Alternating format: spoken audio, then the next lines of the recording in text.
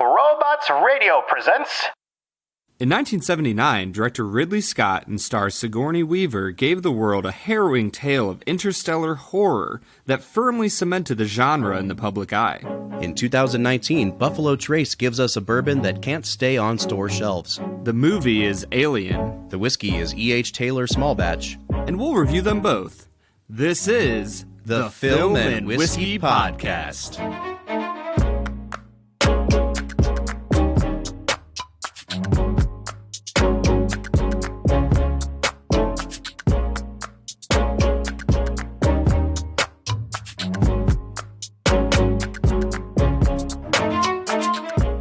Welcome to the Film and Whiskey Podcast, where each week we review a classic movie and a glass of whiskey. I'm Bob Book. I'm Brad G. And this week we are looking at the 1979 film Alien. Brad, I know you like to give me crap for my anniversary editions of our episodes, but this movie is celebrating its 40th anniversary. It is an icon of sci-fi and horror genres, and, I think it sets us up pretty nicely for Halloween. We are in the week of Halloween, so we thought, why not do our first really true horror movie? And to help us with our first horror movie, we are joined in studio today by our frequent collaborator and guest host, Jen Lowers. Jen, how you doing today? Doing great. Thanks for having me on the show again. Now, Jen, we're super excited to have you. You are our first guest host of Season 2. How does that feel? Pretty awesome. I feel like I just won an award. As you should. You basically did. Your name should have just gotten announced on The Price is Right. So I want to say up front, Brad, you've told me on numerous occasions that you are not a huge horror movie buff. You don't really care for horror movies. It's not your preferred genre. And so we thought we should bring Jen on because Jen is like the resident horror expert among us. She loves horror films, and I think she's really going to help us dissect this movie. I think all but one of my top 5 of all time are horror films, probably Alien included. Really? Yep. Oh, so we're right off the bat. We are dealing with someone who has this movie in their top 5 films of all time, Brad. That is a very fun statement.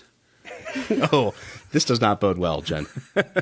No, I'm ready to put on my boxing gloves, though. I can't wait. I'm just going to sit back and let you two go at it. No, I'm really excited for this. I was intrigued to finally sit down and watch this movie. Like you said, Bob, I'm not a huge fan of horror. There's a lot of different elements about it that I just don't care for. Mm-hmm. But it was interesting for me to finally sit down and say, you know what? We're going to expand my film horizons today and watch the movie Alien. I mean, it's a classic of the horror genre. Anytime you hear about sci-fi horror, this is the movie people talk about. So I honestly was really excited to watch this movie, despite my misgivings about the genre. So, Brad, is it fair to say then that you had not seen this movie prior to this viewing? I had not seen this movie prior to this viewing, Bob. Brad, you want to hear something interesting? I do this to you all the time, but this week's film and next week's film are on that list of movies for me that I don't know if I've ever sat down and watched this movie front to back in one sitting before. Wow. Yeah. So, wow. Yeah. It's kind of refreshing, isn't it? Yeah, it is. Bob's not quite as cool as he thought he was. That's very true. This is one of those movies that I feel like it was on TV a lot growing up. You could catch it on cable. I've seen a ton of the big key scenes of this movie. And in fact, I know for a fact that I'd seen the ending of the movie before.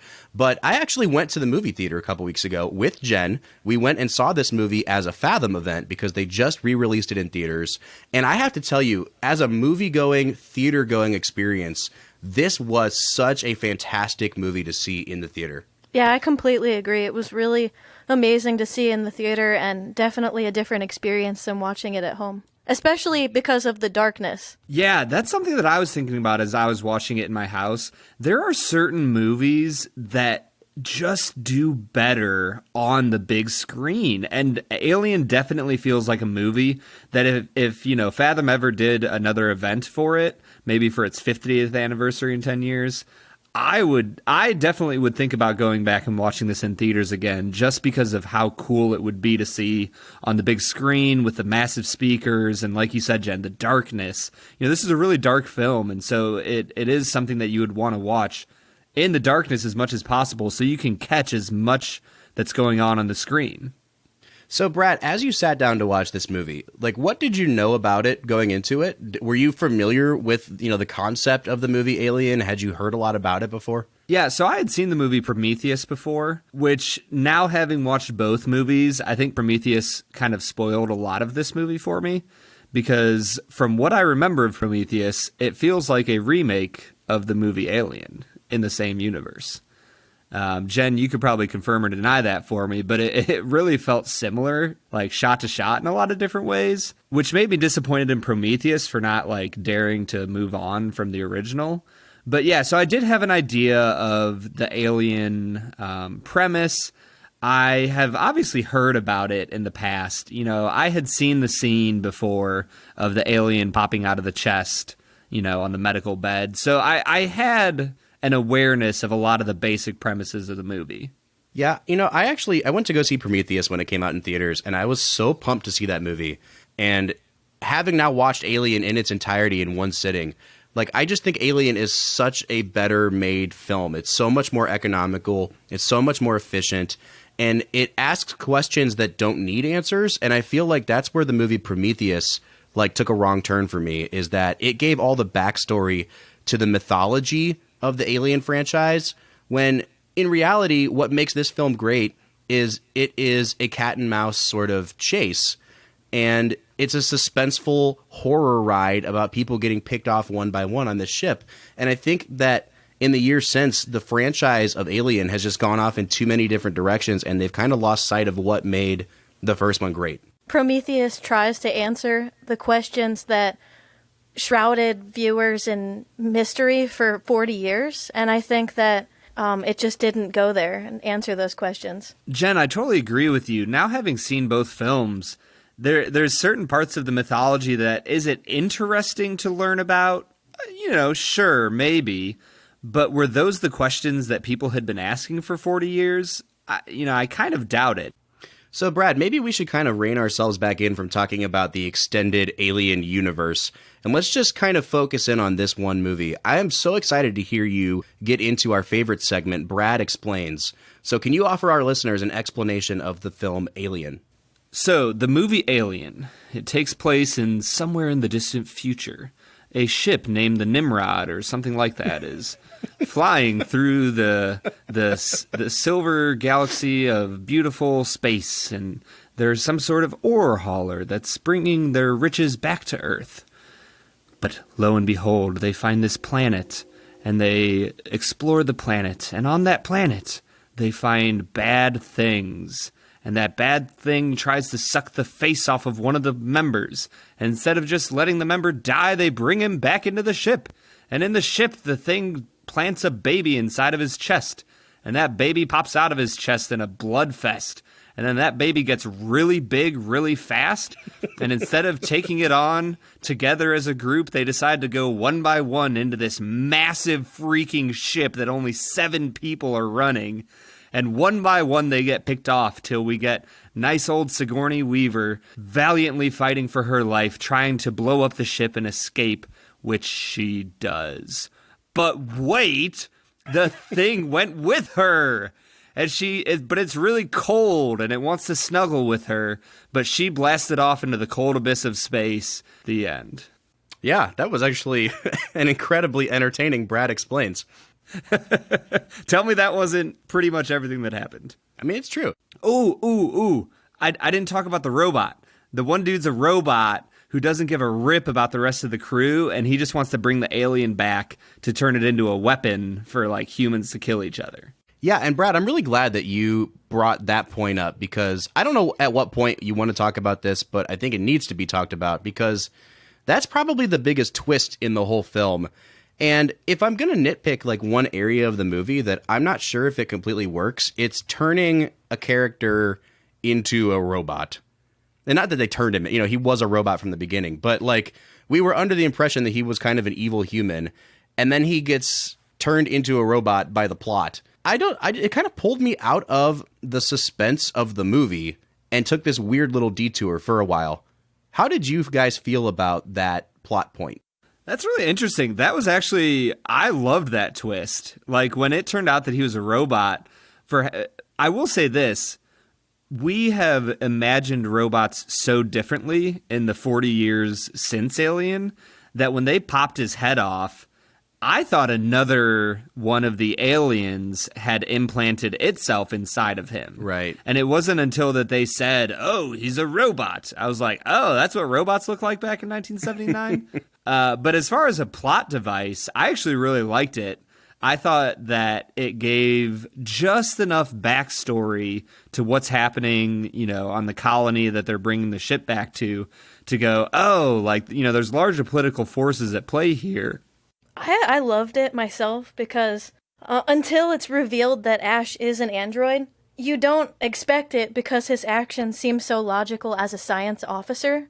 And that's what I think is so brilliant about it, is that it brings into question scientists and their views of things and their morals. Yeah, I don't hate the twist, and it makes a lot of sense. And when we get into the analysis of the movie, I think it actually serves a much bigger purpose than even we've been hinting at so far.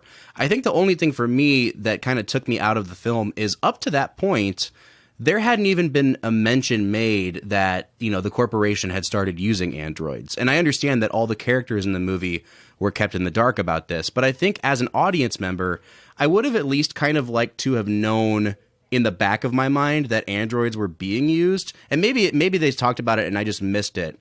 But it was such an out of left field thing for me that wasn't even on my mind at all, that it kind of took me a minute to adjust to this new world of, oh, okay, we're using androids now. Yeah, I will say it kind of felt like they were trying to install HAL 9000 into the movie. Yep.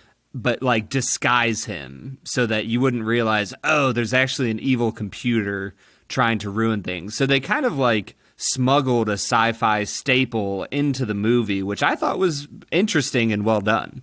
I think it's really interesting that you bring up HAL 9000 because, Ridley Scott has talked about the 3 films that influenced Alien more than anything else, and he has always cited Star Wars: A New Hope.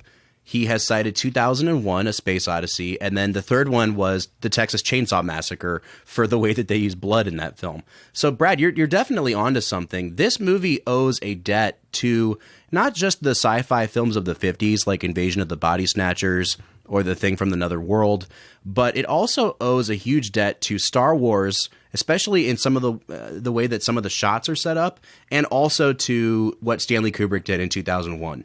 This movie came out after Star Wars, and in fact had difficulty being made just before Star Wars came out. And once it was released, every studio was trying to get their hands on any kind of sci-fi script they thought would be successful at the time. And so Star Wars really helped Alien be made. Yeah, for sure. And I think you can see a lot of the influence in Star Wars.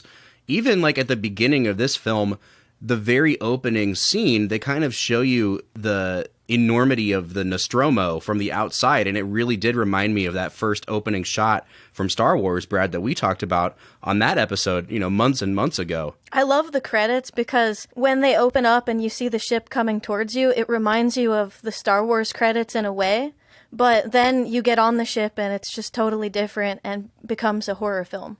Yeah, Jen, I really loved the opening scene because, like you said, it kind of reminds you a little bit of a movie like Star Wars, but it's the music that just is eerie, and it's kind of haunting, and it's this melody that just it quickly informs your heart that it is in for a wild ride. Brad, you know what was so funny? I'm in the theater and I'm watching that opening scene and the credits and how slowly the title Alien kind of creeps onto the screen. And I'm listening to that music and I'm thinking, wow, this is this really dissonant, discordant music. What does this remind me of? And it immediately snapped me forward 3 years in the future, 1982, John Williams opening titles to E.T. Remember, we talked about how that score started off in this weird, eerie spot. And I honestly think John Williams might have been trying to kind of pull a bait and switch with Steven Spielberg, because we talked about how the beginning of E.T. is almost set up like a horror film. So I'm wondering if they kind of played off of the success of Alien with the start of E.T. Yeah, I actually think you could be right on that, especially even if you just look at the titles of the two movies. They are both words for creatures that are foreign to our own planet. You have an alien, or you can call them an extraterrestrial. So they're kind of both playing on this thing, and since E.T. came out second, You're right. It's almost like they were playing off, the fear of an alien that's going to snatch your body or infiltrate your body and pop out of your chest, or, it's actually just a nice little flower, plant-loving, eco-friendly guy that heals your wounds and gets you drunk. All right, so Brad clearly still hasn't recovered from E.T. yet, so maybe we should move on to talking about Ridley Scott, the director of this film. Ridley Scott has become one of the most famous and well-regarded directors in Hollywood, and yet I kind of feel like, in some ways, Ridley Scott has always been like one movie away from being a legend.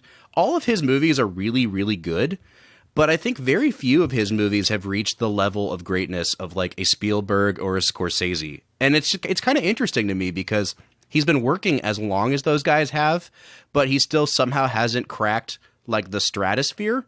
But when I go back and watch this movie, I'm reminded of just how great of a director he is. Brad, what did you think about the job that Ridley Scott did with this film? Man, I was amazed with Ridley Scott in this movie, and you are right. His two movies really would be Alien and Gladiator. Obviously Blade Runner was really huge as well in '82, but you are correct. Ridley Scott's one of those names where when you talk about great directors, I don't know if I would hear the average person ever say, oh, well, Ridley Scott, can't forget about him.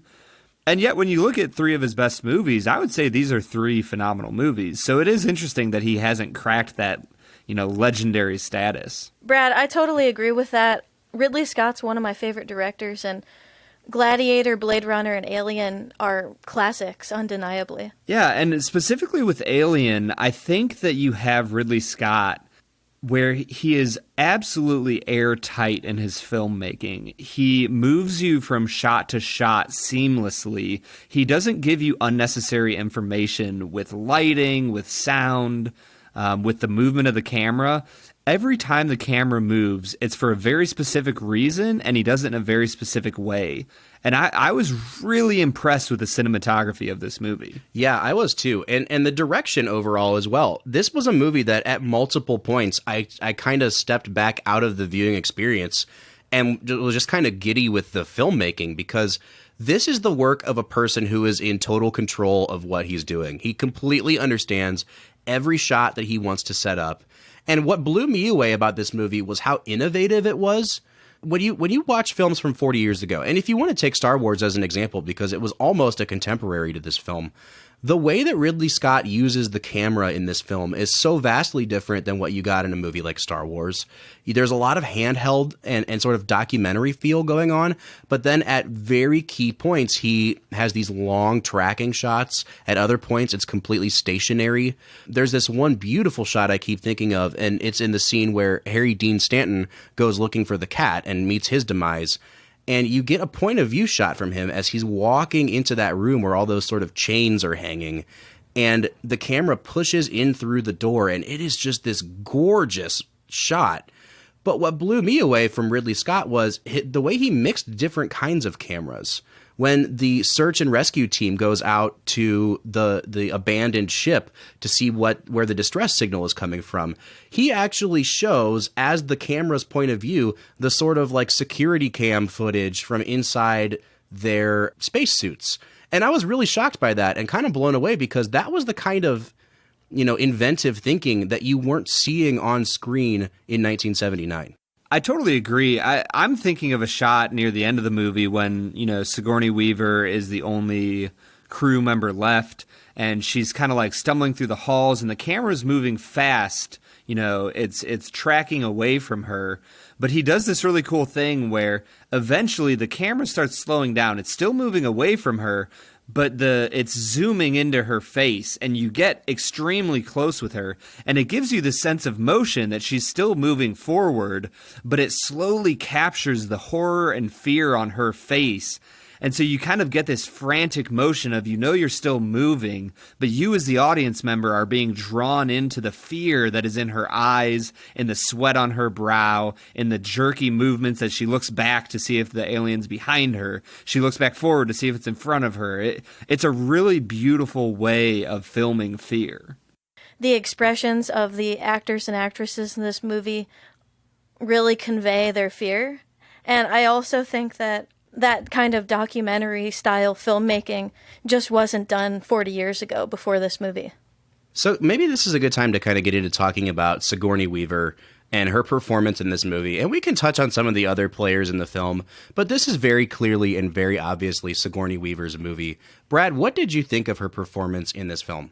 I was really blown away, Bob. I just could not get over the sincerity with which she played her role, you know, where she really cares about the other members of the crew, but she also takes her job very seriously. And you kind of see that dilemma at the start where she kind of comes off, you know, a little mean when she enforces the protocol to quarantine them outside of the ship. Yeah. And she comes off in kind of a cold way.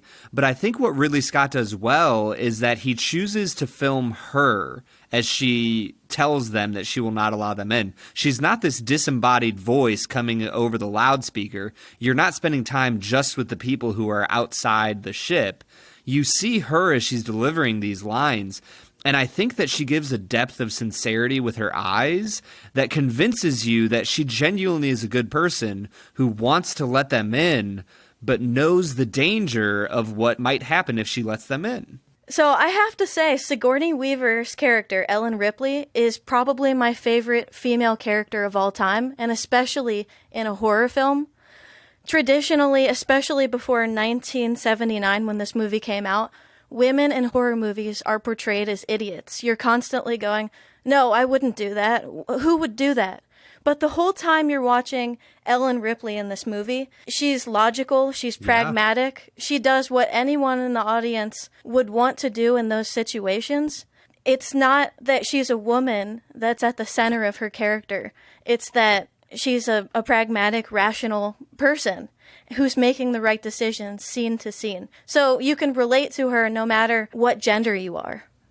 So, Jen, let me ask you this then, because like you're a huge horror movie fan, and like one of the biggest horror movie tropes is the idea of like the final girl. You know, like in every horror movie, the serial killer, the slasher kills everybody, and then there's one final girl left. And there's usually like rules that go along with it, like she's the virginal one or something like that. And I feel like for all of the advances this movie made, you still kind of have the final girl.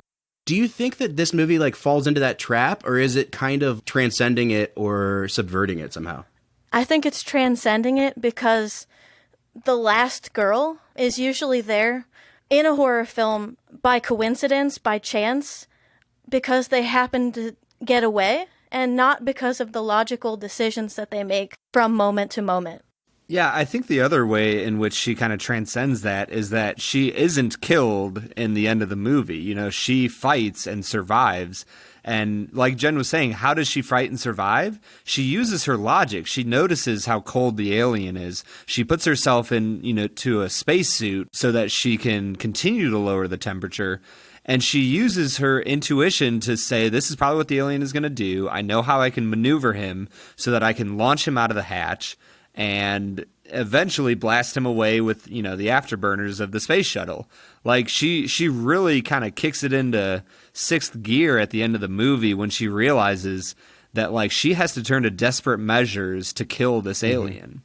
Ellen Ripley is a problem solver. She's solving a problem in half of these scenes probably. And I think that's really cool because I love that scene where everyone's in the room and they're all freaking out, and then she goes, come on, let's just figure this out. Well, and I think you guys are touching on something that's really important about her character, too, and it's that she's the only one that's thinking like the audience thinks. Like, throughout the whole movie, and I was kind of wondering to get your guys' opinion on this, too, like, is it a deficiency in the script? Because every character that's not named Ellen Ripley is kind of an idiot.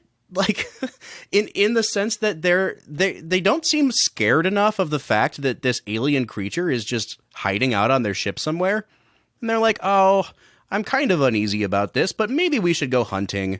And even after the first person gets killed, they're like, all right, yeah, we should really find this thing and kill it because it's going to murder us. But they still don't really seem terrified enough. And then you have Ripley, who's like, am I the only person here who sees the danger that we're actually going up against? How come I don't hear anybody saying nothing? I'm thinking. Unless somebody has got a better idea, we'll proceed with Dallas's plan. What? And end up like the others? No, you're out of your mind. You got a better idea? Yes. I say that we abandon the ship. We get the shuttle and just get the hell out of here. We take our chances and just hope that somebody Lambert. picks us up. The shuttle won't take 4. Well, then why don't we draw straws? I'm not drawing any straws. I'm for killing that damn thing right now. Okay. Well, let's talk about killing it. I guess I'm just wondering, like, did you guys think that the other characters in the movie were just poorly written, or how did you interpret them? I definitely think that she was the only one acting in a logical, rational way, but to me it wasn't an issue because it's a commercial spaceship. I don't think that they're necessarily after geniuses. They were sort of just, like, those two guys just kept talking about, oh, I think we need a raise. Yeah, I was going to say kind of a similar thing to Jen. I think they do a good job of establishing the fact that there's only a few people on the ship that, you know, are science type people that are, you know, more logical and rational. And they really do a good job of setting up from the very start that all of the other characters outside of Ash and Ripley, you know, are very emotional. They wear their colors on their sleeve. And it doesn't mean that I don't like the other characters. I do think that they act poorly in a lot of those situations, but it doesn't surprise me that they act poorly. But I would agree with you, Bob. I do wish that some of the other characters were more rational than they are portrayed. Yeah, and for me, it's not even so much that, like, I wish they were more rational, as it is that the only person that I thought was reacting with actual fear was the character of Lambert, played by Veronica Cartwright. She gets very terrified very quickly, and I'm like, yes, if I was there, I would absolutely be as terrified as you. But I didn't think that their reaction to having this thing loose on the ship was quite how I would react. I actually thought that their reactions evolved throughout the film. I think that they evolved with the size of the creature as it evolved from one to the next. And I think that I noticed a big difference in some of the characters' fear after the alien was full grown. It may just be that they were a little bit too well lubricated with the golden nectar of the gods that we like to call whiskey to fully appreciate the problem that they were facing. So how about we join them in partaking of this beautiful thing called whiskey? Yeah, let's get to this E.H. Taylor small batch.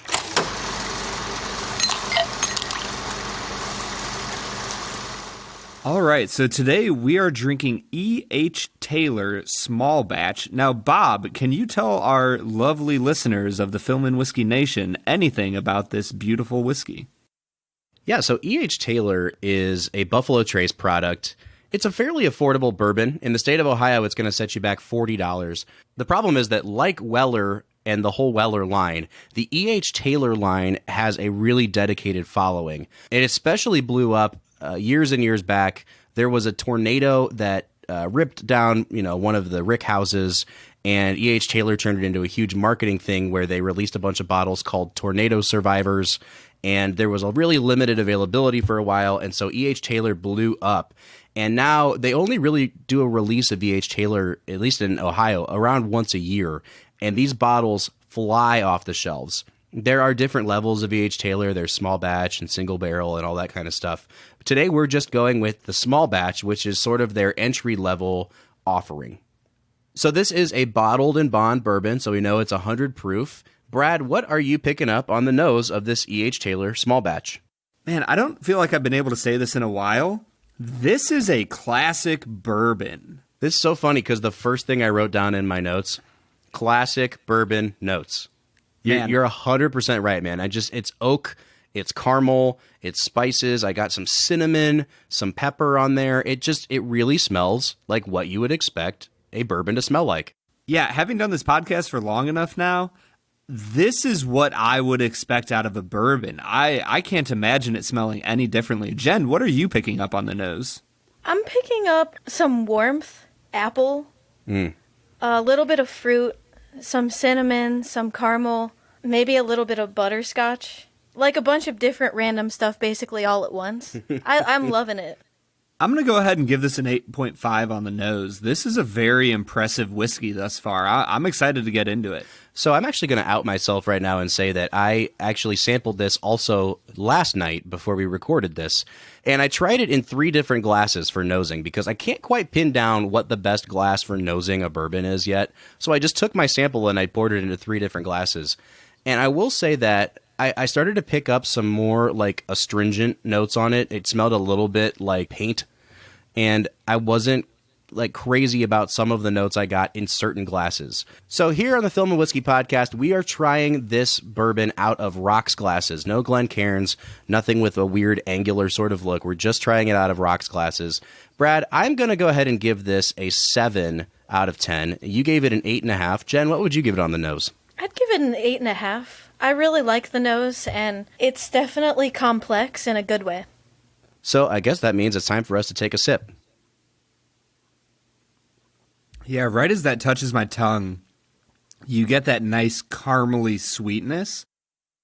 And as I kind of swish it around and get it to the back of my mouth, you get some of those peppery kind of cinnamon notes that Jen was talking about. I am really enjoying this. Yeah, I think it's funny you say that because I had almost the opposite experience in terms of like how the flavors presented themselves.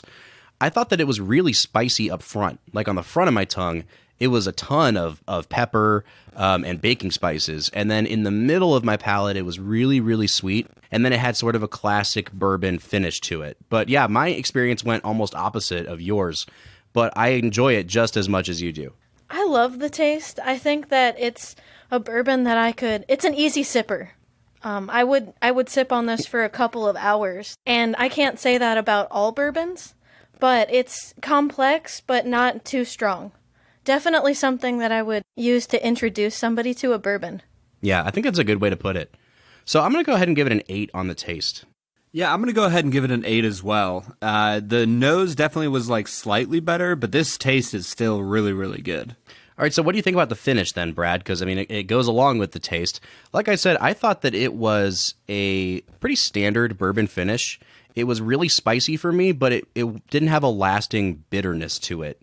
I did get kind of a slightly medicinal taste to it. When I tried it out of that angular glass last night, I almost got like a bitters flavor, like an orange peel or something.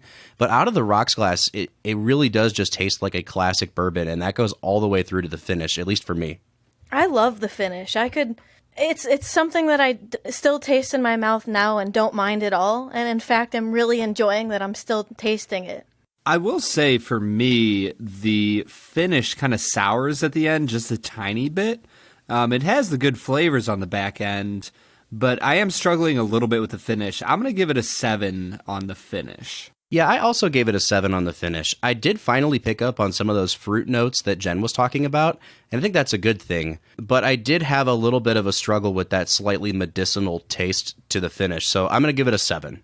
I didn't pick up on the medicinal thing that you guys are talking about, but I did pick up on some richness, like sort of like a dark chocolate kind of thing. But I also appreciated that it wasn't too oaky or too spicy after. So I'm going to give the finish a 7.5.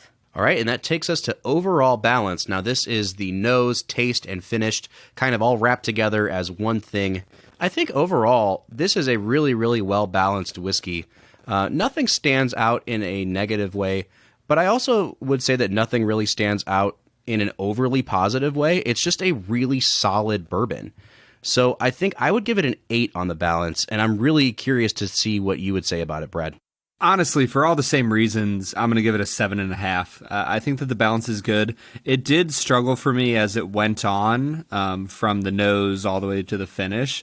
But overall, I was very impressed with this. I'm going to give it a 7.5. I'm going to give it a 7 because what I got on the nose wasn't what I got on the finish necessarily. Well, that brings us to overall value. Now, like I said, we were rounding up here and saying this would cost you $40 in the state of Ohio.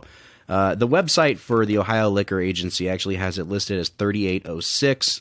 However, it is really difficult to find this at face value. A lot of people are buying this on the secondary market, or they're in a state where it's not price controlled. So we can only evaluate this on the price that we paid for it. And in full disclosure, we actually did not pay for it. One of our fantastic listeners, Jamie Meller, and he's on Instagram at Lawyered, donated this sample to us. So first of all, I want to say thank you to Mr. James Meller for this wonderful sample. What a guy. What a guy. We have fantastic listeners. Yeah, Film and Whiskey Nation coming through big time. But we can only evaluate this based on what we would be paying if we were going to buy this, and that is $38.06. So, Brad, what kind of a score would you give this based on that figure? Honestly, I'm going to give it a 7.5 on value. This is a really, really good bourbon that if you ever have a friend who's like, yeah, I drink a lot of scotch, or I drink a lot of Jack Daniels, or I drink a lot of Crown Royal, but I want to try bourbon. What should I drink? This is a phenomenal bourbon for you to introduce your friends to. On value, I would give it an 8. I'm judging it based on would I go to the store and buy this myself, and I would buy it. I think that's the bar that we really try to set here is, would you buy this for yourself at this price? And I think all of us would say yes. I don't think this is an astronomically priced bourbon. I mean, I think it's fairly priced. If it was $50, I think I'd definitely be reevaluating it a little bit. But at $40, no, this is a really, really good bourbon. And that brings me out to a total of 37 out of 50. Brad, what's that bringing you out to? I'm at a 38.5. 38.5. And Jen Lowers. All right, so for the total score for me, I'm coming out to a 38.5. Yeah, so you're right in line with Brad, and we're all very close to each other. If we average out my score and Brad's score, that puts us at a 37.75 or a, what is that, 75.5? 75.5. This is a really good bourbon. Brad, would you recommend it? Highly recommend this bourbon. I would also highly recommend this bourbon. It's definitely one I would have on hand, especially if I had friends over who told me they weren't familiar with bourbon. Yeah, I think this is a really good whiskey to kind of just cozy up on the couch and watch a movie with, which means it's time for us to do the same. Let's continue talking about the 1979 classic, Alien.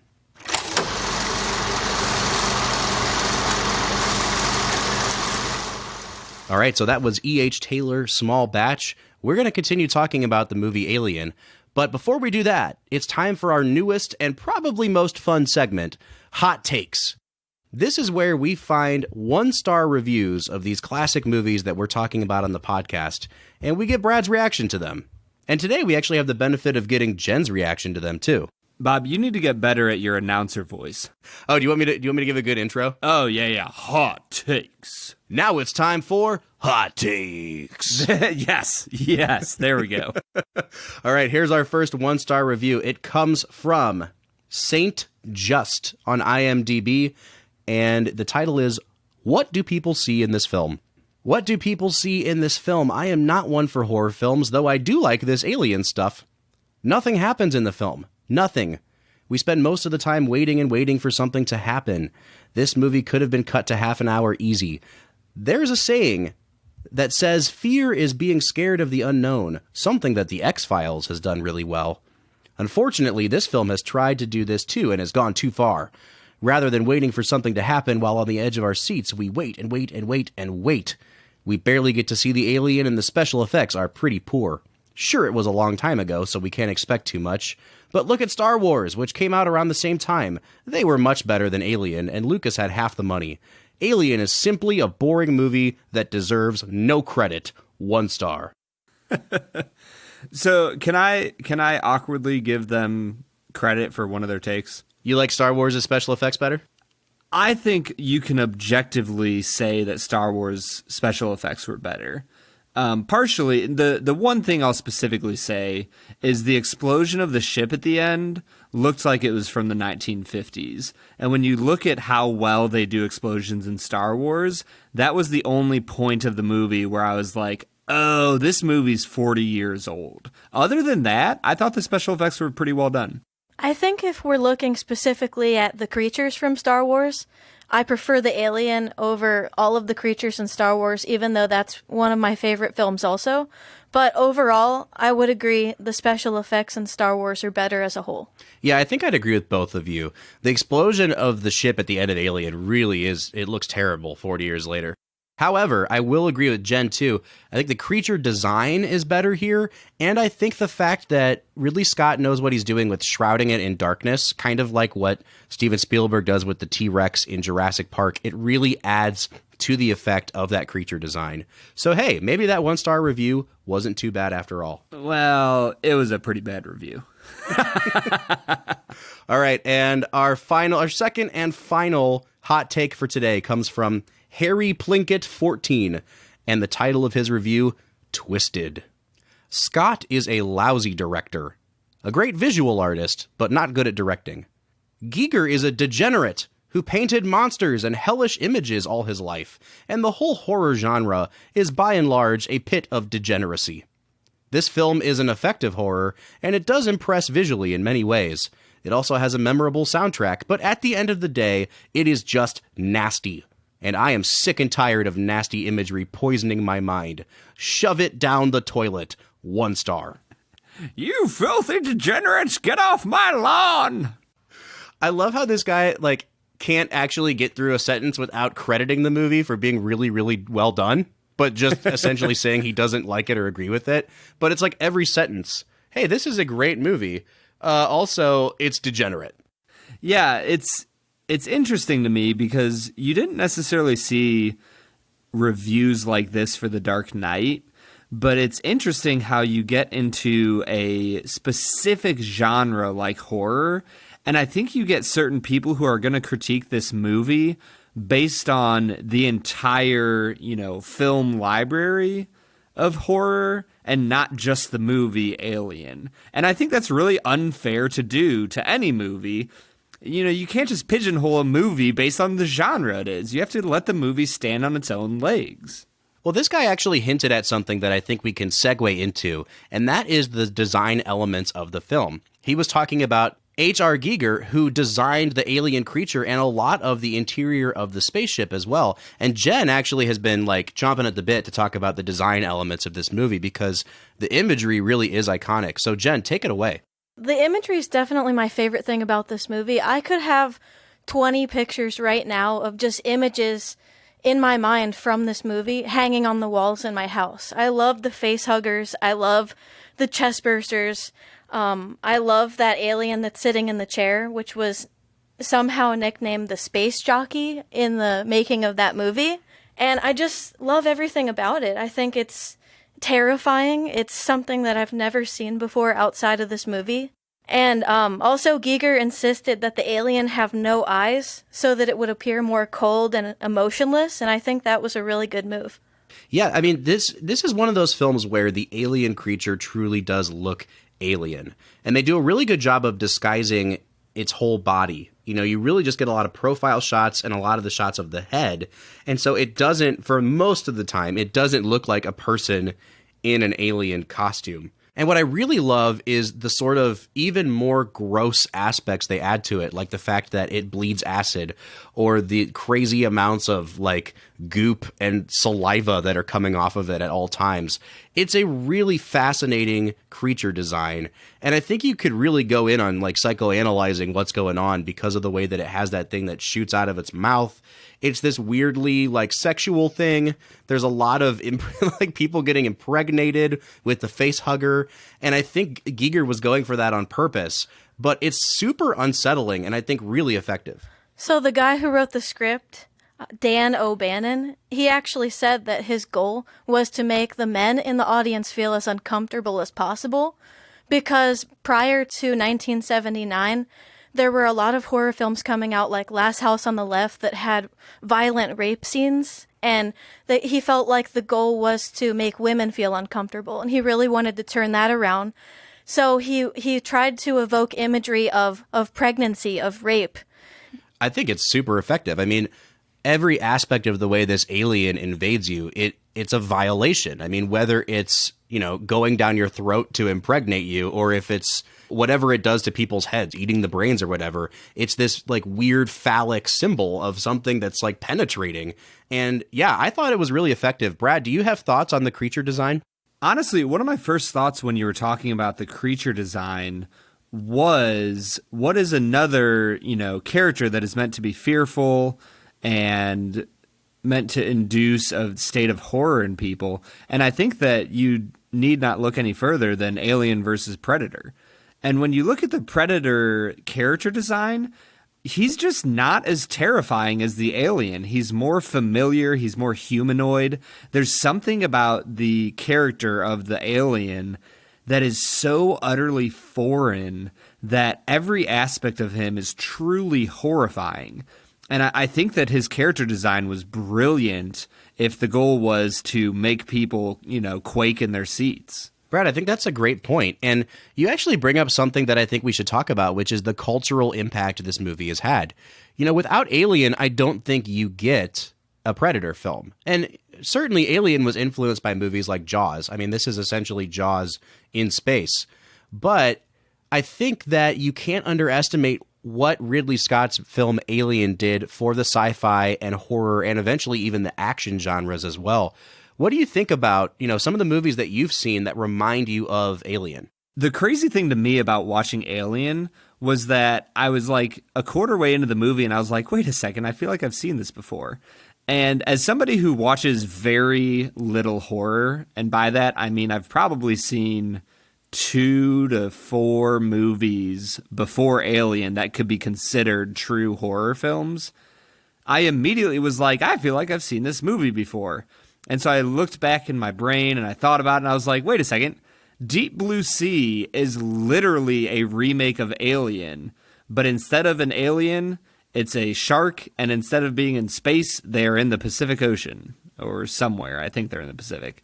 It's literally the exact same movie except for those slight little differences. I think this is a story that's been done again and again and again. Just like you said, Prometheus is essentially just another remake of Alien.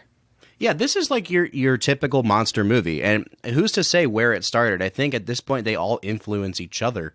But this is the first film that I can recall seeing some like really hardcore sci-fi tropes, like things getting sucked out into space. I don't recall seeing a movie that came out before this where like somebody opens a hatch and things get sucked out into space. And that's something that you see all through the Alien franchise and in tons and tons of other space, set films. Well, even in another form of media, I can think of tons of video games that involve sucking things out of a hatch into space, to kill your enemies. Like, I think about Halo 2. That's like literally one of the first missions. You kill the bad guys by sucking them out into space. Like, this is a common trope in the sci-fi genre that transcends movies. All right, before we wrap up here, I do want to say something about what I think is going on with the larger meaning of this movie, if there is one, because at the end of the day, it really is just a fun kind of, it's a rollicking good time watching these people get picked off one by this alien on this spaceship. But I really love the insertion of the Ash character as an android, because I think it hammers home the point that this movie is called Alien, but to me, it was really about what it is that makes us human. You have on one hand this alien creature that no one understands, that is called the perfect organism, that adapts and survives without any semblance of remorse or morals. And then on the other hand, you have Ash, the android, who has been programmed to value the mission above human lives. And, even after they kill Ash and they kind of revive him to ask him about the mission that he's sabotaged, he says about the alien, I admire its purity. How do we kill it, Ash? There's got to be a way of killing it. How? How do we do it? You can't. It's bullshit. You still don't understand what you're dealing with, do you? Perfect organism. Its structural perfection is matched only by its hostility. You admire it. I admire its purity. Survival. Unclouded by conscience, remorse, or delusions of morality. Look, I've heard enough of this, and I'm asking you to pull the plug. Last word. What? I can't lie to you about your chances, but you have my sympathies. And so on one hand, you have the alien, on the other, you have the android. And I think what Ridley Scott is doing here is he's really drilling down deeply into these things that make us human. It is our morality. It is the fact that these people weep and mourn for each other. It is the fact that they feel fear. And at the end of the day, it's really skeptical, I think, of the sort of technological advances that it portrays in the movie. Like, it clearly doesn't think the android has the upper hand from a moral standpoint. And I think it reminded me of what it is that we champion about humanity and what makes us who we are. I will say, though, that android had the upper hand if the goal was to spin really fast. And to shove a magazine down someone's throat.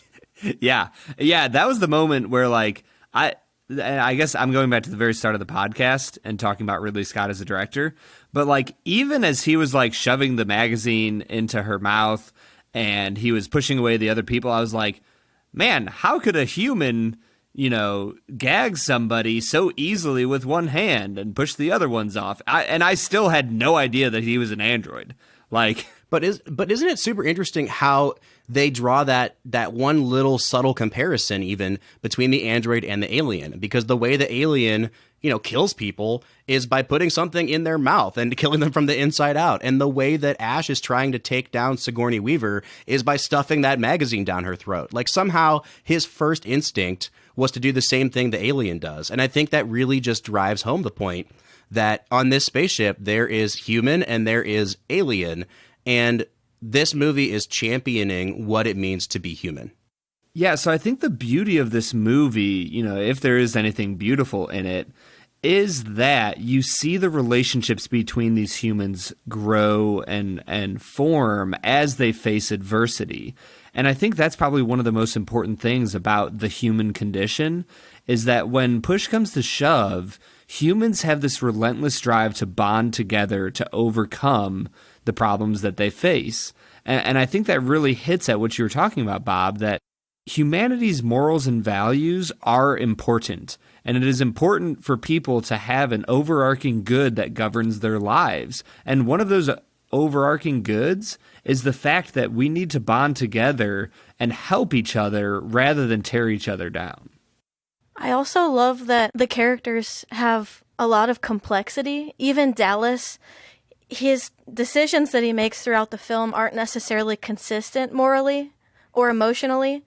He wants to bring Kane back onto the ship, but then later, when that dead body is launched out into space, he's kind of just like, anybody have any last words? Nobody says anything, and he just launches the body out. I think that someone who's so compassionate in the beginning and then someone who later doesn't know how to react in that situation is realistic, because as human beings, we're really just making decisions moment to moment, and that's what this movie's about. It's about your morals, your emotions, and the decisions you make from moment to moment problem solving in your life. And she drops the mic on us yet again, Brad. Yeah, I think that really is a good place to end things on the movie Alien. But the final thing we have to do is give it a score. So, Bob, Jen, what kind of a score would you guys give Alien? Well, I want to throw it over to Jen first, because we know this is in her top 5 of all time. So if she gives it like a 6 out of 10, I'm going to be really confused. So I thought about this for about 3 days straight after we watched this movie at the Fathom event. And I was thinking, what score would I give this? It's one of my favorite films, but that doesn't necessarily mean it has to be a 10 out of 10. And I was really looking for things I could pick apart about it. Some of the special effects came to mind that didn't necessarily hold up now. But then I thought about how it was made 40 years ago. And it still holds up, I think, even though some of those special effects we could do better now. And I can't fault it for anything that I can really think of right now. And so I would give it a 10 out of 10. Yeah, so I'm kind of in the same boat Jen is. I did have a few small faults with this movie. I thought that the way the characters reacted to some of the things was a little eye-rolling. But you have that in any horror movie. That's just a horror movie trope. Some of the special effects are a little bit dated, absolutely. But I was gripped from this movie from minute one. I do think that we have redefined in some ways what makes a horror movie in the last 40 years. I don't know that I would say this movie terrified me down to my core, but it was really, really suspenseful, and the jump scares still worked on me. Jen can attest, I jumped like 3 or 4 times in the course of the movie. So it holds up. And I don't know if I would give it a 10 out of 10 because I don't think it's perfect, but darn it, if I'm going to give it a 9.5 out of 10. This movie still works, and it is still worth talking about as an absolute icon of the genre. Man, yeah, I am not surprised with either of those scores. Honestly, in my head, I played the game of like, what is Jen going to give it? What is Bob going to give it? And I put you guys both at a 10 and a 9.5 that you guys gave it. For me, I agree 100% with what you guys are saying. You know, sure, is some of the special effects dated? Yes. Is that okay? Yeah, you know, it's not the end of the world. You kind of expect that when you watch an older movie. I am going to give Alien an 8.5, and honestly, I would give this movie a 9, but I do have a bias against the horror genre. It is not my favorite genre. I don't like how it makes me feel. I don't enjoy... I can't quite put words to the things that it evokes in me, but there's the part of me that I look at the horror genre, and I'm not somebody who's going to say don't make horror films, because I think horror films have a lot to offer the film industry. But my struggle is, do we really have to go to these places of horror and terror and fear to learn the lessons that horror films teach us? And I know that Jen would probably say, yes, we do. And I would bet that Bob might say, yes, we do as well. I just don't know if we do. And I really do struggle with horror films in general. But it doesn't stop me from giving this movie an 8.5. It is directed well. The script is tightly wound. It is suspenseful. It is interesting. It gives you just enough of a backstory to let you know what's going on, but it doesn't give you so much that you get bogged down in it. I mean, this is a phenomenal movie that I was very impressed with. Brad, I actually really appreciate that you said all that, man. That was a pretty good summing up of your thoughts on horror. Thank you very much. Well, there you have it. Brad gives it an 8.5. I give it a 9.5. Jen gives it a 10. That brings the average for me and Brad to a 9 out of 10 or a 90 out of 100. I think we both agree, you know, whatever our thoughts on the horror genre, that this film holds up and it is still effective to this day. But we want to know what you have to say. So please get on social media. You can find us on Facebook, on Instagram, or on Twitter at Film Whiskey. Or you could give us a call. Please call our call-in line. Interact with us. Leave us a voicemail. We'd love to play it on air. Our number is 216-800-5923. Once again, that's 216-800-5923. Brad, why don't you tell the people what we'll be back reviewing next week? Next week, we will be reviewing 1989's When Harry Met Sally. I'm so excited to talk about that one, Brad, because I also had not ever seen that film. So I'm still in the Brad G shoes for another week. Isn't it beautiful, my friend? For the Film and Whiskey Podcast, I'm Bob Book. I am Brad G. And I'm Jen Lowers. We'll see you next time.